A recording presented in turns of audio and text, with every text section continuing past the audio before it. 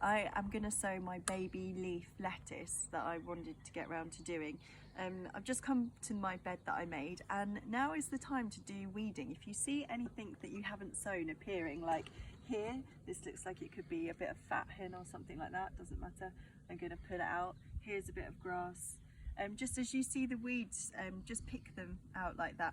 As soon as they've been dislodged from their roots, they will die. So, or you can just just flick your trowel through like that, just to disturb any little things that are growing.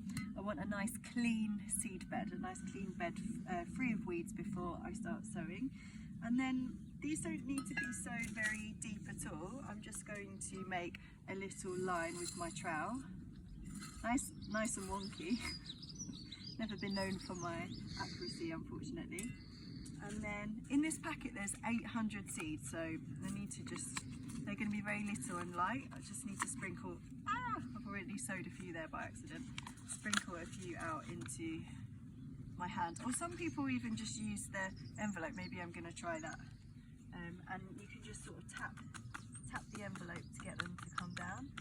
And fortunately they're white, so I can see them as I sow them.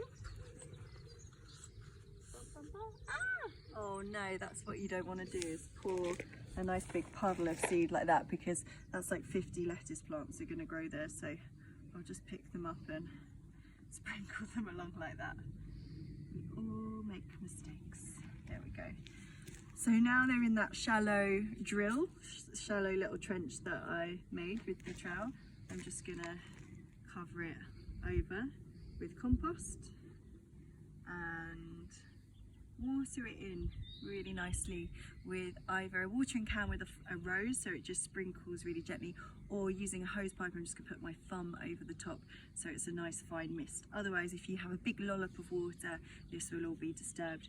Now it's a good idea to put like a little row marker in here and to where you've stopped, so that you know where you've sown something, because if you don't see it germinating for a while, maybe it didn't work, or if you come back and you forget and you want to plant something here and then it germinates, it's all going to be a bit manic. So it's a good idea, if you can, to remind yourself. Down here at the bottom of the bed, I did just sow some calendula, which is an edible flower. Again, I always like to put flowers near my vegetables, even though some vegetables have flowers too, but or lots of them. These just help bring in pollinators. They also help cheer yourself up, and they have some great purposes themselves. These calendula marigold, they have edible flowers, so they really brighten up salads, but they can also be used for skin and hair. You can soak the leaves in oil or dry them and have them in a tea. I really recommend checking out Hackney Herbal. They've got a great Instagram page where they give loads of tutorials of things that you can do growing, and then what to do with it once it's grown as well.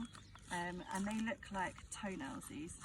This is really old seed that I just had kicking about. I'm not 100% sure it will be viable, it will grow, but it's worth a try. And then I'm just going to liberally sprinkle these. These are just like my bonus flowers.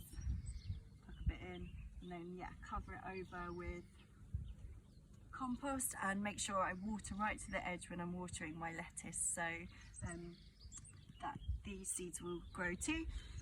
My little lettuces are still hanging on in there. They're not looking amazing, but they're still alive. That's all that counts. And the spinach is growing, and the borage, the little blue flowers, they have just germinated. If you come and see, a good thing to do is to Google the plant that you're trying to grow, and say like Google borage seedling. It will give you an image of what it's supposed to look like, so you know, this is my flower and not a weed that I need to pull out. So I do that. Maybe you'd like to do that too. Okay, thanks.